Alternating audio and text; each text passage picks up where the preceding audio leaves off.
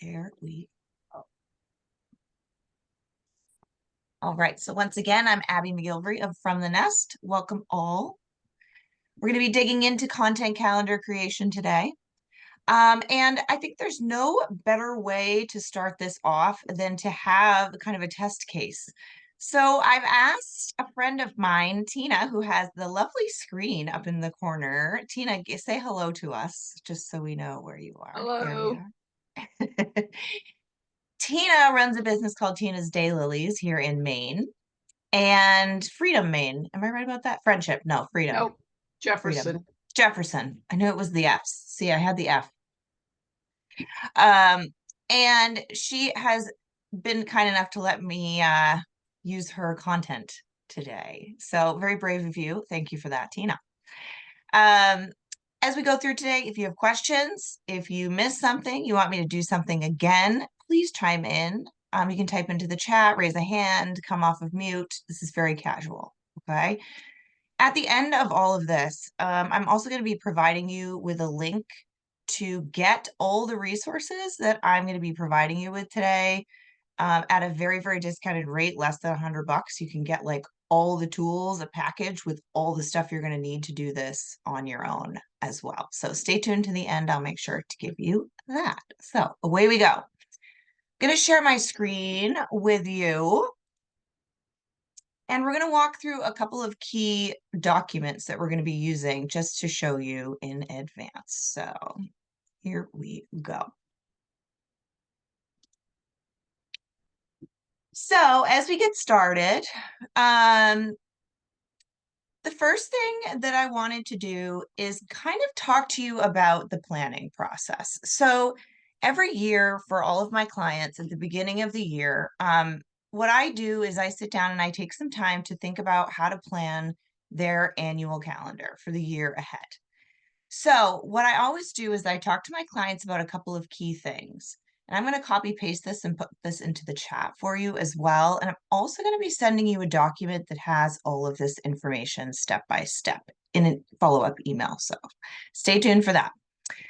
The first thing that I always talk with my client about, and what I talked to Tina about yesterday, we met briefly on the phone just for like 15 minutes, and I asked her a couple of questions. We talked about number one, the key events and milestones that we already know about. So when I say that, I mean things like conferences, speaking engagements, when you have sales in particular throughout the year, anything that you already know. Maybe when you're sending out newsletters, just make a list of everything you know month to month, key milestones, key events. The next thing I like to talk with my clients about is any holidays and celebrations. So, one of the reasons why this is really important is that we are in a very diverse world right now, right? Not everyone celebrates every single holiday. So it's really important to go through and make sure that I'm clear with my clients about what they want to make a big deal out of and what they don't want to make a big deal out of. So one of the first documents that I'm showing you here today is an annual celebrations list, basically. That each year there are some key things that happen during the months that I want to make sure that I'm going to plug into my calendar, plan for, etc. So again, I'll provide you with this document so you have it and you can use it for your planning purposes. The other component of this, it goes all the way through December, and every year I redo this for the next year that's coming up. I've also included all of the moons in here. So many of us who are in the farming world follow moon cycles in terms of planning and celebrations. So those are included in here as well for all of you who may celebrate that way. Okay. The third thing that I always go over with people is that I always go through and talk about what are the most important calls to action. So, what do I mean by a call to action? What is that? Anyone want to be my brave soul to chime in and give me a guess? Okay, Bird, come on down. I'm on now. Is it when you have an option to um like send a message or see more or some kind of, buy your tickets here? I don't know. Exactly. Okay, Yeah, it's like, hi, do something. do something. Yeah. I'm calling you to act. Please do something.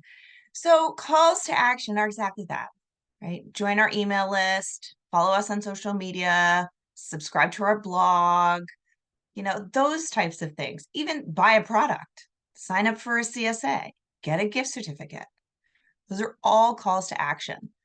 So oftentimes what we forget about is that social media is a lot about sharing stories and moments and these beautiful captures of our lives. But we also have to remember to ask of things, right? We want things from our audience, and we have to remember that when we're planning our schedule, we have to account for those things. So, for example, once a month, I think it'd be great to do a hey, have you joined our email list? This month, we shared information about the top three lily colors that are coming out, and we'd hate for you to miss it. Make sure you sign up for our email newsletter now, right? So once a month, every couple of months, it's good to remind yourself to do something like that. Okay. So Tina was also kind enough to provide to me some email newsletters that she had sent out. So I was also able to pull some content, some dates, all that kind of stuff from those email newsletters, which was also really helpful. If you send out an email newsletter, make sure that you're using that as a pieces of content, right? Each chunk in your email newsletter is another piece of content that you can put out on social media in your calendar. So, based on everything we talked about, I put together a document with all of that stuff in it. So, let me go ahead and show you that. And screen 2, here we are. Great. Everybody see Tina's Daylilies content on the screen in front of them? Okay, great. So, anybody who knows me knows that I love to organize stuff. I love to organize anything. Like when people are like, "Oh, that closet I have in the back," I'm like, "Ooh, can we go play in your closet?" I love to organize things. So one of the things I really love to do is organize content. Not everyone loves it as much as I do, but one thing that you can do is you can go onto your website and you can copy paste all the content that you have on your website. So go to your about page, go to your services page, read what you've actually written. I use a really cool tool called Notepad on my computer, which basically strips out all of the formatting and it just gives me the text of what I'm reading.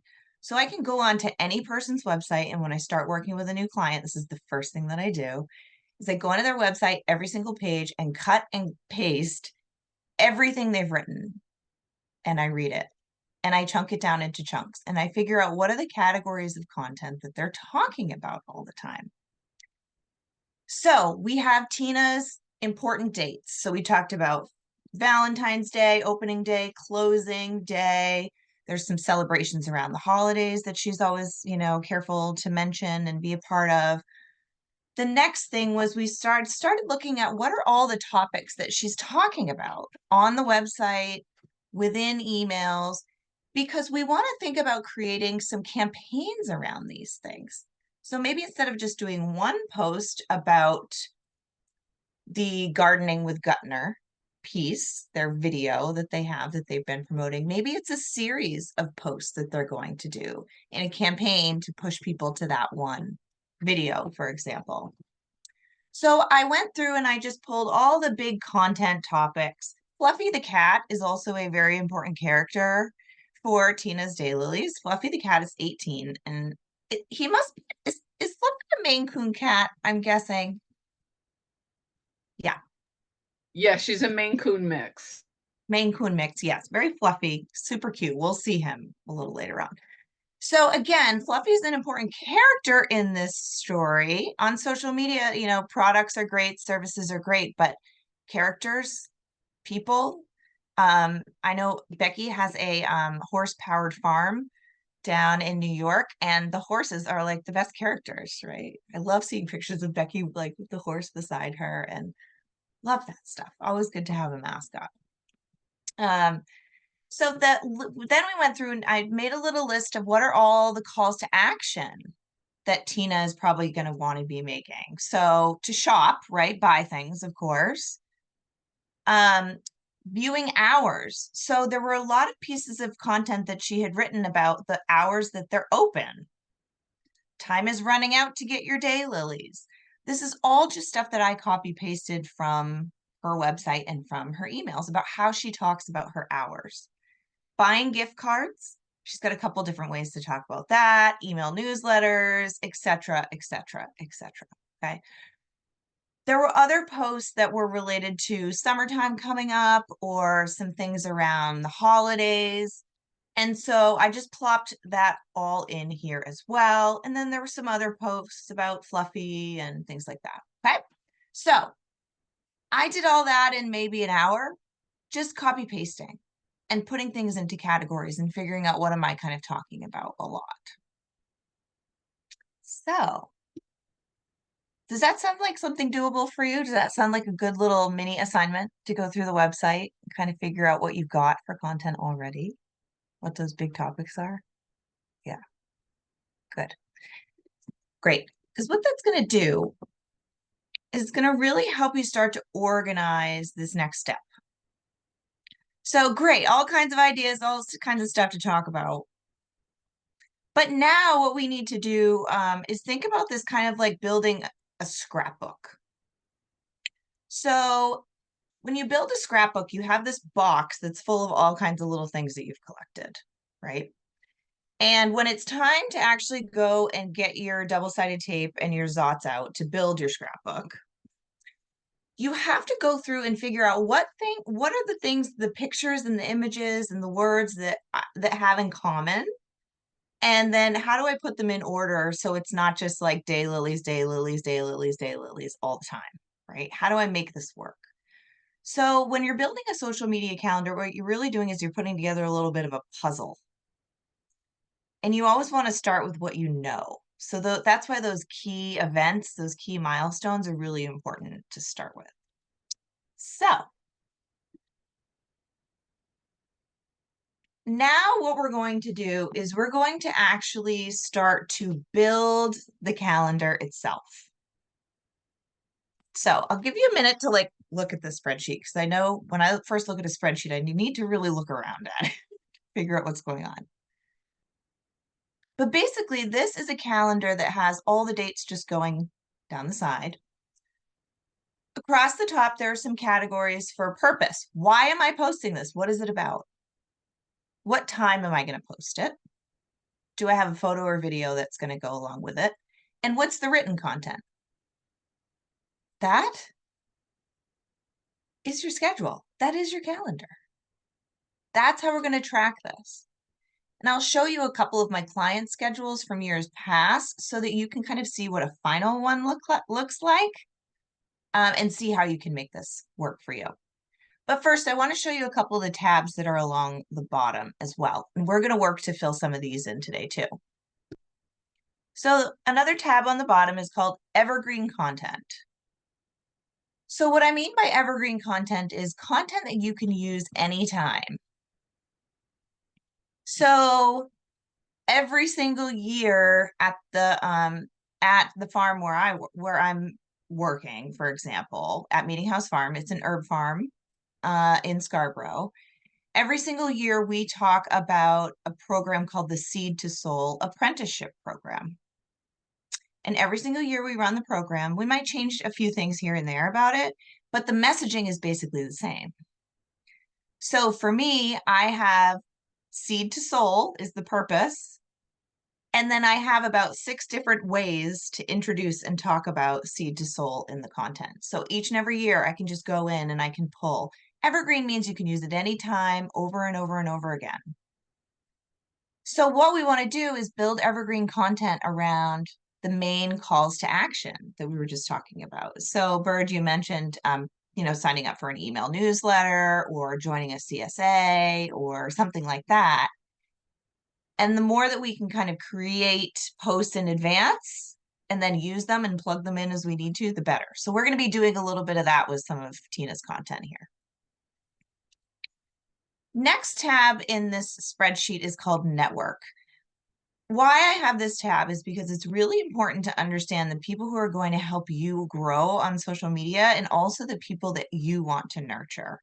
So social media is a relationship building tool, right? And it's kind of like a networking event. If you show up and you don't talk to anybody, you're not going to meet anyone new.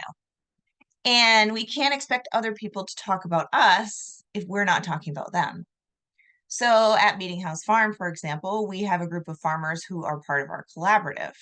So they are part of our network. We talk about them, they talk about us. So we keep a list of those people.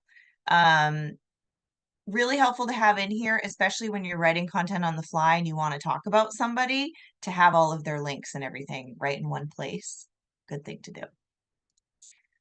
Next up is hashtags.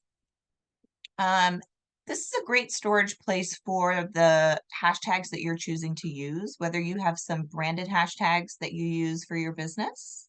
Hashtag Tina's Daylilies, right? Might be a branded hashtag.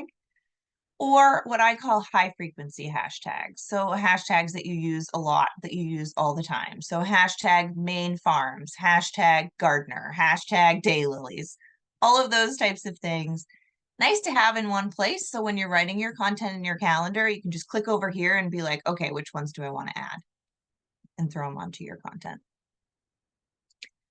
Next up, there's a section for branding. I can't tell you how often my former clients will get in touch with me and say, hey, do you remember that what color our green was? And I'm like, yes, I do. And I can pop right into their spreadsheet and say, it was, hex code, blah, blah, blah, blah. It's really important to know what your colors are, what your fonts are, and all of that stuff so that you can stay consistent.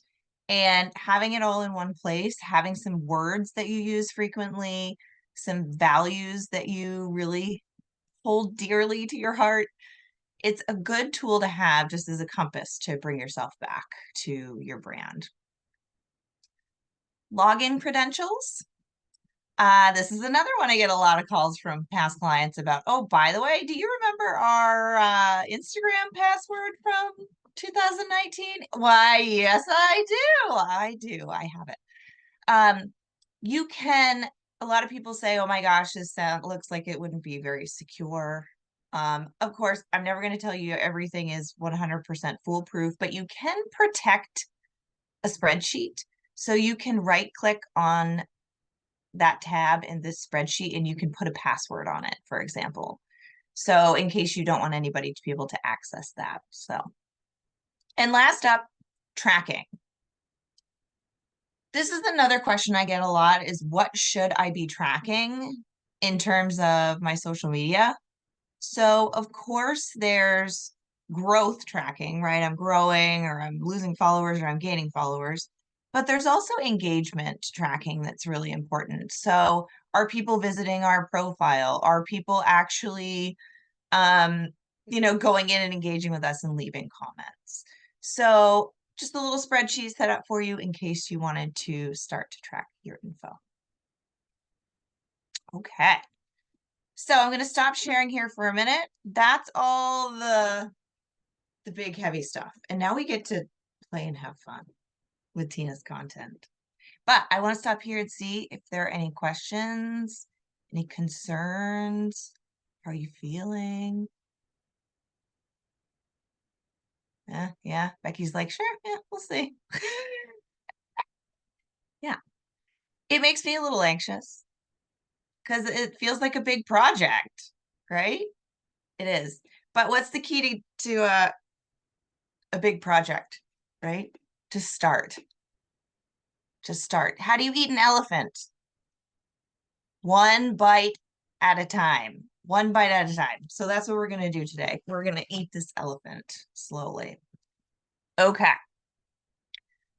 So first, where we're going to start is we're going to start ourselves off in the schedule. And what we're going to do is we're going to plug in all of those most important dates that we were looking at. So Tina had some really important dates here. I want to make this a little smaller if I can, but also make it big so I can pull this out. So Tina had some dates up here that we want to make sure we plug in. So Valentine's Day,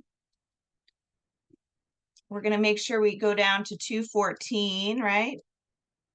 And we're going to plop that in. So in the Facebook content, I'm just going to put that in, Valentine's Day. I don't know what I'm going to write about it yet. I'm just putting in a little placeholder here. And I'm also going to put Valentine's Day under the purpose because that's what I know I need to do. So whenever I know I need to do a post on that day, I also make my column a little bigger. And then I'm going to make this a different color so I know that I have to create a graphic or find a picture or something to put with this post. Now, Tina, hop on with me, unmute yourself because I have a couple questions to ask about the February sale that you usually do. Is it all around gift certificates usually that for Valentine's Day? Yes, because I only dig daylilies June, July, and August. Okay. So you're not going to be making a call to action to say, hey, come and buy daylilies from us. Because people can't buy daylilies for you in February. Okay, Right. good. Usually people will need to order gift certificates before Valentine's Day in order to get them on Valentine's Day. So talk to me a little bit about that. When do you usually start promoting that people should get gift certificates? Usually the end of January. Okay. And my website has changed. I used to be able to do however many emails, newsletters I wanted, and they changed that. And I got an email said, oh, you can only do 200 a month. And I thought, well, I only ever do 1 or 2 anyway. Yeah. But what they're considering an email is every single person that you email. Yeah. So, and I think I have like 171 people on my list. So, well, we might have to upgrade you because you're going to have a lot more than that, right? we're gonna get you right going. Well, build that list right up. You have to pay for that. Yeah, true. So. Okay, so we know that on Valentine's Day itself, you're probably going to do like a happy Valentine's. Oops. And you know what? Nobody even said anything. I put it on the 24th instead of the 14th. Oops. Oh, wait. Yeah. No. I did it on that. So day of Valentine's Day, we're probably not going to be pushing gift certificates. We're probably just going to say happy Valentine's Day, everyone, right? And create some kind of a graphic or something like that. But a few weeks before Valentine's Day, you're going to start talking about gift certificates. So we'll pop one in this week. And then maybe the following week, we're on a Wednesday here. So maybe the following week on a Thursday, we'll put it in. And then maybe we'll do one more final reminder on the 9th. So what we've really done there is we've created a campaign to push gift certificates for Valentine's Day. Now she just has to go back in and think about, okay, what do I specifically want to say for each one of those days? And maybe on this day, let's pop a picture in there. Maybe we're going to plan on a nice Valentine's Day picture of a beautiful daylily that we want to put in there. So if and when you have this spreadsheet in Google Drive, there's a trick to this, which is that you can select a cell and then you can do insert and you can do image. And you can select any image from your computer and it will pull up and show that image in that cell. So this is really great for planning ahead because again, Instagram, Facebook, it's all really visual. So I like to see how my images kind of look all together. So let's pop an image in there that we might use. Now, I happen to have a folder of Tina's daylilies here. And ooh, this one looks like Valentine's Day to me. So we'll pop that one. Actually, I have one named Valentine Hearts, and that's what I No use for way. Valentine. Find Valentine heart image for post. I can wrap my text in these cells, which is really nice. Okay, so then we've got one ready. Now, of course, we know we're going to switch out that, but we pretty much got a plan. So, and then we go on to the next one and the next one. Okay. So now let's go on to opening day, June 4. And let's see. Ooh, that's a Tuesday. Great. Tina, on opening day, what does that mean to you? Open for business. Yeah. So you're taking orders, people can order seedlings from you, potted daylilies. Tell me more. Opening day means they can come. I sell what they call bare root. I dig it out of the ground, put it in a bag, they take it home and put it in their garden. So opening day is, or during any time I'm open, people can come, pick out what they want, and take it home.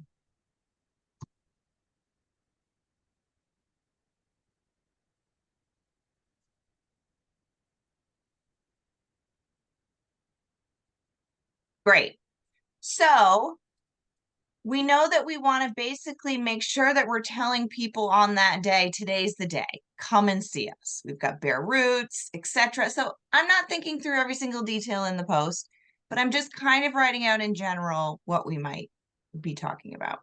Now, I'm guessing before opening day, you let people know that opening day is coming. So when do you usually start talking about opening day coming soon, for example?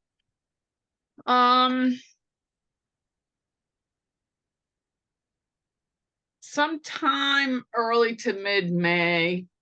Okay. So maybe somewhere around the 15th-ish. That's kind of mid-May. So we could always move it depending on when your email newsletter goes out or something like that.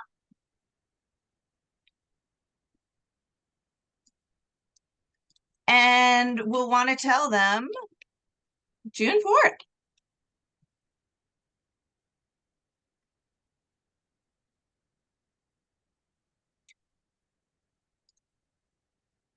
We'll wrap that. And then, of course, you want to give them your hours, maybe, and days that you're open, and what to expect. You know, get them excited. Good.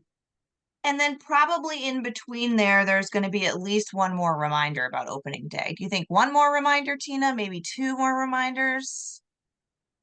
I usually kind of sneak it in, like starting around April. Mm-hmm. And I was looking at the calendar, like Mother's Day is also one of the ones I push gift certificates. Can you remind me the date for Mother's Day? This year it is May 12th. And I do a fundraiser that we do sell potted plants for Mother's Day.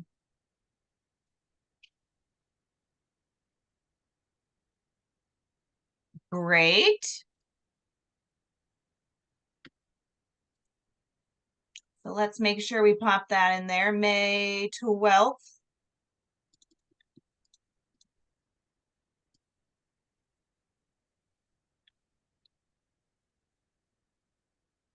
Great. So the topic for that is going to be Mother's Day fundraiser. And you probably promote that long before the fundraiser day, right? Yeah.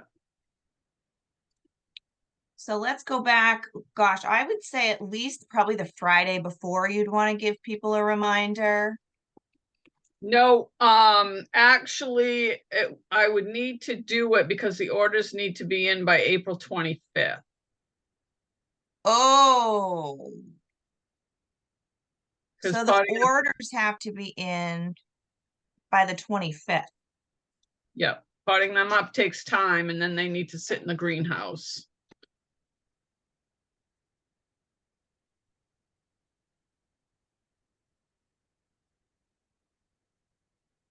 Okay, so the reminders really are more about picking them up than because what you're really doing is you're promoting that Mother's Day fundraiser even long before the 25th. Mhm. So have you started promoting that yet? Kind of. This year I'm doing it with the Damerscott and Newcastle Lions Club. So they're actually the ones that are selling them. But I will put it out like on social media. Hey, see a lion member Perfect. to order your Mother's Day daylilies. Great. And you've got to do some updates to your website to make all that happen, right? I should, yeah. Yeah. Okay, good. Well, make sure you make those right first. So when people get driven there, they get all the right information. So maybe we give you a couple of days. So let's put on the 8th, maybe you start to kind of put out some information because that'd be a great opportunity to talk about who the fundraiser is with.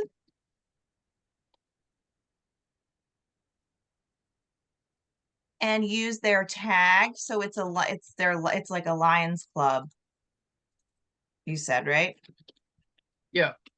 So when you talk about them, use the @ symbol and make sure you tag them so that they notice that they're getting mentioned, right? Okay, good. So then probably, gosh, you're probably going to do quite a few fundraiser kind of reminders. So see how scientific this is, y'all?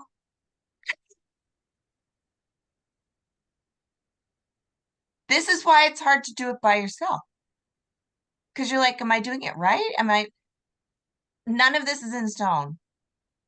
This is all in finger paint when you start. And then you get to come in and week by week by week, you get to turn it into a little masterpiece. Okay. So let's pop in another fundraiser reminder here. And we know we've got to get a graphic for that one. To get a graphic for that one. Let's see, the fundraiser deadline is here. Opening day, we'll do something there. So there's a whole bunch of empty space in here. So let's put in a couple more fundraiser reminders. Let's see. Oh, let's do one on a Saturday. That might get some extra attention because, people love flowers on Saturdays and things. Let's try one on a Thursday. Okay, so we got a good number of reminders in there that we can kind of be thinking about for that. Okay, good. We've got opening day in there. Closing for the holiday. So this is another thing that's really important to decide in advance as far as you can is when you are going to be closed and putting that up on your contact page on your website, letting people know in advance on social, putting up your autoresponder, especially for those of us who are farmers. We like to think we're working all the time, we're available anytime, and you can always message us. No, you also deserve a vacation responder that says I'm away from my farm tools for the next week. Okay, so it's important too. So July 4th, we'll pop that right in there. And we are closed for the holiday on that Thursday. Would you usually let people know in an email before that, Tina, that you're gonna be closed on the holidays? On that holiday? Yeah.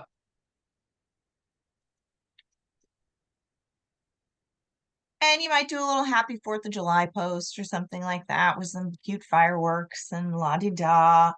Ooh, there's got to be a daylily that's called fireworks, or like a red, white, and blue one, isn't there? No, there Okay, actually well, we is got to work no on blue daylilies. that. Okay, good to know. So letting people know that you will be closed maybe a few days ahead of time, just to kind of let people know.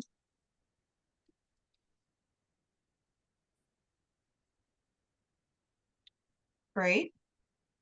Yeah, on that one, I'd probably put the daylily spirit of freedom. Great. I try to kind of pair up daylily names with holidays, or like that first one you put up, the name of it is Yes. Abraham Lincoln. So I always post that one on his birthday. Great. So that's part of the scrapbook. It's like those things always go together. That makes sense. Good. Good, good. Okay. So I don't want to spend too much time in this, but do you all get the feeling of this kind of first step? It's really just sitting down and plugging in what you know and starting and asking yourself, okay, if this is the day that this thing is closing, I need to do a reminder the day before, 3 days before, a week before, 2 weeks before, 6 weeks before, and working yourself backwards. If we have a holiday promotion that we want to do, it's not, hey, everybody, the promotion starts today. It's thinking about it. Okay, if the promotion starts on this day and runs through here, how many posts do we need to do to kind of push it through the whole time? So it's just a little bit more advanced thinking about that planning process. Okay. So the next piece that I want to do is kind of show you what to do with all of that evergreen content. So, okay, first step, get in what you know. Just plug in, these are the important dates. This is roundabout when I need to be kind of talking about things. But what do I do with all that other stuff? So what I'm referring to in terms of the other stuff is, no pun intended, the fluffier content. Like about Fluffy, or about the hours that we're open, for example, or reminding people to buy gift cards, for example. So one thing that I like to do is once I have my document all put together, I'll start to copy and paste into my evergreen content sheet. So contact us. Oh, let's start with one of these that we have some things about. So view our hours. So that's the call to action that we're going to be making. And here's one way that we can say it. We're going to say it's going to be open these hours. And I know that I want them to go to the contact us link. Again, I can just wrap my text using this little tool up top. And let's see, do I have another way of saying it? Okay, our last day of the season is August 24th. So again, view hours, same link. Whoops. I clicked on it by accident. Here's another way to say it. We're open 10 to 4. View hours, same link. I'm just going to wrap those real quick so I can read them. Okay. So let's say once a month, I want to make sure that I'm mentioning the hours that we're open, at least during the times when it's really busy, right? So June to August, I really want to be reminding people what our hours are. So let's grab this piece of content. I like this one. And let's look at Tuesday through Saturday until August 24th. So that must be after opening season, opening day. And maybe a week later we do that reminder. So I'm just going to pop that in here. And I know I'm going to need to put an image or a video or something with that. And the purpose is to remind people to view our hours. Great. I also want to make sure that for me, I like to put things in bold when I've used it, just so I know that I've used that piece of content already, so I don't use it again until maybe next year or the year after. So again, if I want to do another one as the season's coming up, we're getting closer to August 24th. I know I've got that piece in here, few hours, and I can start planning a few more pieces of content about hours. Okay, I got that one in there, put it in bold. E-gift cards. Let's see, let's do our newsletters.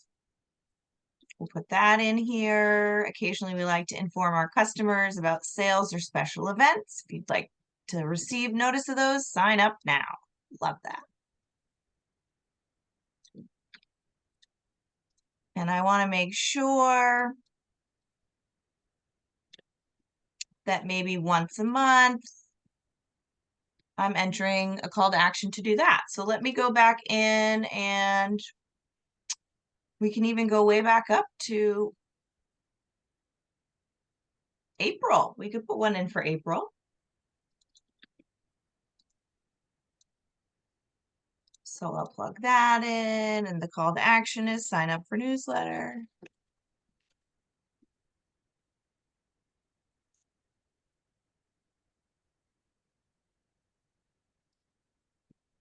Okay. Getting the gist of this? Okay.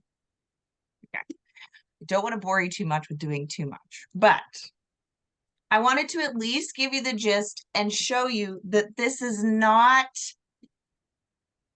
it's not a super technical thing. But what it does require is sitting down and thinking in a quiet space, potentially with another person. It can be very helpful to talk through these things. As you're planning, you're going to do as much as you can. And then you're going to get to the point where you're like, okay, this is it. Like, I can't do anymore. And then you're just going to start working it week by week by week. So what I want to quickly show you is the schedule for Meeting House Farm and what it looked like for us to build it last year, what it looks like now, and kind of how I'm building the next couple of weeks so that you could potentially see what it could turn into. So let me grab my bookmarks here and get to my schedule. Okay, I'm gonna make this a little smaller so we can kind of see it in context. So this was our schedule for 2023. So in February, I can go back and I can see every month, one of the things that we do is we do like a what's in stock. So every single month I go in and I plug in, I know I need to do a what's in stock. Oh, Michelle. Can you share your screen? Oh, pardon me. Oh, look at me. I was getting all excited. The news is done. Tell you. Okay, there we go. So in February of 2023, I sat down with Emily and we started planning. So one of the things that we wanted to always be doing was each month we post a what's in stock and let people have a graphic with a little list of the herbs that are available in our store. So we went ahead and plugged that in. Then, as I was talking about our Seed to Soul apprenticeship program, I knew that there was a timeline for when that was open and when it was closed. And we had to go in and write content about what those options were. Then we decided to do a few more of those. We shared some things. So I can go back and I can look at all the content we did last year and see what we were promoting when and make changes kind of moving forward. So when I went to create our schedule for 2024, I could go back and transfer a lot of those things over and what do we celebrate. And that this is how I started this calendar was when are the moons, because we do everything by the moon cycle. What are the particular things that we're promoting? And this was how we kind of started the beginning of the year. I wrote in what time we posted it. It looked a little bit different for Instagram and Facebook, but this all started the exact same way with just plugging in friends of the farm, what's in stock, promote some herbs, January sale, and just building from the email content, from what was on the website, etc., and filling in as we went. So now here we are today where I've scheduled this one to go out. And I haven't scheduled this one, so I have to go back in and do that. And I also need to pull in some information from an email we just sent. And I'm Fluffy starting heard to you build. talking about her. So again, I have a lot, and see how it gets more empty and more empty and more empty as I go, because I just have like a plan, but I haven't fleshed it all out yet. So I usually work like 1 week at a time, and I'll just sit and look at 1 week and say, okay, what do I have to do for this week? And how do I put that out? Okay. So that's kind of end game. It takes a little bit of work, right? But the more that we can plan in advance, the more that I can plug in Mother's Day promotions, farm memberships, Beltane's coming up, new applications, what's in stock, Mother's Day. When I sit down to work on it for that week, I'm not overwhelmed. I just have like 3 or 4 posts to think about instead of everything. Okay. All right. So, how are we feeling now? What are we thinking? Questions? Becky. Hey, I've got some questions. So I'm thinking about like kind of how I organize my stuff, and I don't organize it at all. I just come up with it in my brain and post it. That's okay too. Becky, you're doing a great job on social, so Thank you. no But criticism. I'm kind of wondering about some of the more nitty-gritty stuff, like how far ahead of time do you start a campaign? Like as kind of a Facebook user or a Instagram user, I like look at other people's content a lot. And you see the same stuff over and over and over because people are like pushing campaigns and stuff like that. Like I'm struggling with like how frequently do you push like a sign up for my email newsletter, or I've got this class. Like there's got to be a balance there. I'm just wondering about that. Yeah. No, there definitely is. And this is a question that a lot of women in particular ask me. Sorry, Jonah, but men don't seem to really worry about this as much. Like, are we bothering people? Here's the thing. There used to be like the marketer's rule of 7, where somebody had to see something 7 times before they like paid attention to it. That was from like the 90s. So can you even imagine how many times people have to see something these days in order to cue in? Like the average attention span is 1.2 seconds. Like that's how long you have to grab people's attention. So what I will say is this. There's definitely, when you're doing too much. When you're annoying people. At least I hope you do, because you're a very self-aware person, Becky. You're not running around like just doing whatever you want willy-nilly. You pay attention and you understand social cues. And when people stop following you, when they start unsubscribing from your email list, you feel that, your instincts know. But I can't tell you how many times we've been promoting something and we've sent one more email and people write back and go, thank you for that reminder. I wanted to do it and I just kept slipping my mind.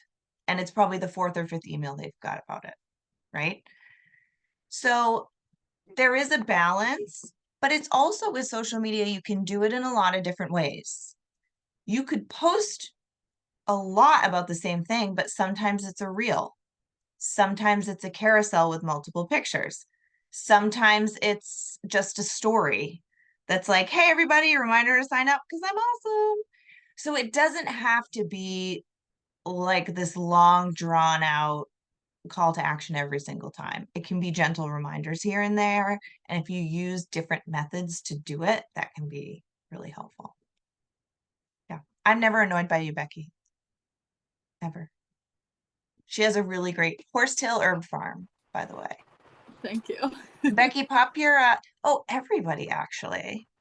Open the chat and put your little Instagram handle in there if you have an Instagram so we can start following one another too. That's always helpful. And Becky, here's the thing. As I'm talking about all the scheduling and it's so great, and there's a certain amount of this that is you can be proactive about, but there's also a lot of social media that is reactive. It's just gonna happen. And if it ends up back in the schedule, great. If it doesn't, whatever. Like, I'm not necessarily every reel I'm doing at the farm coming back and putting it into my spreadsheet. And, sometimes I'm like, I'm just here, I'm gonna do a reel. But I'm not restraining myself to, oh my God, it's not in my schedule. You can plan a little bit but one of my favorite analogies is it's kind of social media. A schedule is like building a bicycle so that you don't have to build the bicycle every single time you want to get on and ride it. You can put it down, you can come back to it and like, okay, here's where I was. Here's what I was talking about. This is what I'm promoting. So it's more of that kind of a tool than like a homework assignments for yourself. Yeah. Great. Other questions? It could be all things social. We've got 4 more minutes, so feel free.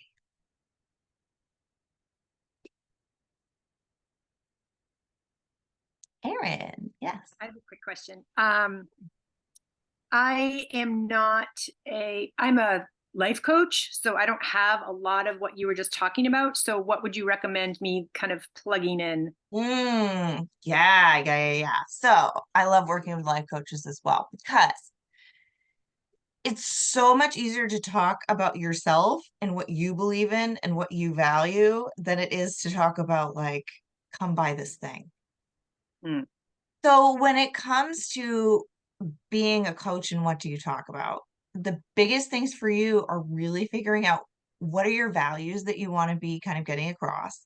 What are your big kind of key topics that set you apart and that only you talk about? And planning how often to talk about those different themes and topics.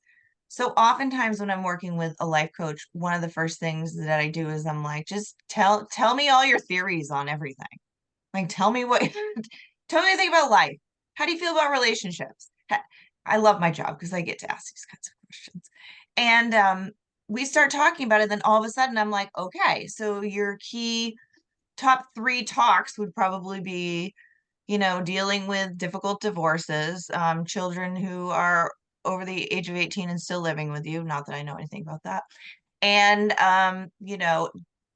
difficult conflicts with your mother-in-law. And those are your 3 topics. And so then it's like, great. Once a month, I need to be talking about difficulties with your mother-in-law. Maybe in February, I need to be doing something around Mother's Day and talking about my relationship with my mother-in-law and how it's gotten stronger over the years. So it's more about your planning what personal things you're going to share more than what things you're going to be making calls to action to. But also reminding people, oh, by the way, I have coaching packages. Because that's another thing coaches very rarely do is say, sign up and work with me. Yeah. Make sure you do that too. Definitely. Any other questions for today? Tina. Because I'm a one-woman show, Yes. built my own website, I do all my social media. I only do Facebook. And that's like more than I can handle sometimes. Well, then that's all you should do, my friend. Okay, so That's fine. yeah, and then like when I do my newsletters, I am able to share that on Facebook because not everybody gets my newsletters. So yes, and your newsletters are great in that they populate within your website, and each of your newsletters has a different website link. So you can copy that link and put it up on any channel you want to and have people read your newsletter, which is really nice. Yeah. Okay, good. So, I did promise you that I would give you a little bit of a package to kind of get all this stuff. And so what I want to do, I'll pop it into the chat for you because y'all get a secret little code that I don't want to say in the video because only you guys get it. But I'm going to pop it into the chat. Stay tuned here while I find the link. Do. Here we go. So what is included in this package of stuff? There are 4 items. So the first thing, this is called a social media content calendar package, basically. So you're going to get everything you need. Well, you're going to get the social media, that blank template that I showed you with the calendar, all the tabs set up. You get that. You get a step-by-step PDF of how to use that document. So it has everything outlined in terms of what's in the tabs and what's in all of the content, all of the columns within the tabs. You also get the an annual planning activity, which basically walks you through step by step. Okay, first you're going to think about this, and next you're going to brainstorm this, and now you're going to look at this. And finally, you also get that list of all of the annual celebrations, so that you can go through those and plug and play those right into your calendar and start building that way. So there is a link in there for that. There is a code. It's usually $250 for the whole package, but it's only $99 for y'all, which is nice. So use that link, use that code if you want to grab it. No matter what, I'm going to be sending all of you the annual social media celebrations PDF, so you have that regardless. That's like an easy win. Everybody needs all of those dates, so I'll make sure to send that to you because I will email you within 48 hours with this recording, so you can go back in and see it if you would like as well. So 5:02, I kept you for 2 extra minutes. Thank you for that. So great to see your faces. Lena, so lovely to see you, my dear. Flashback from my childhood. Love seeing you here. Erin, thank you for your question. Great to have you on. Jonah, glad you could join us. Yes, awesome. Bird, always great to have you. Thank you. And any other questions come up? If you have suggestions for topics that you really want to dig into, email me, let me know. We'll do a let's chat about it. Okay? Have a great night, everyone. Thank you. Thank you.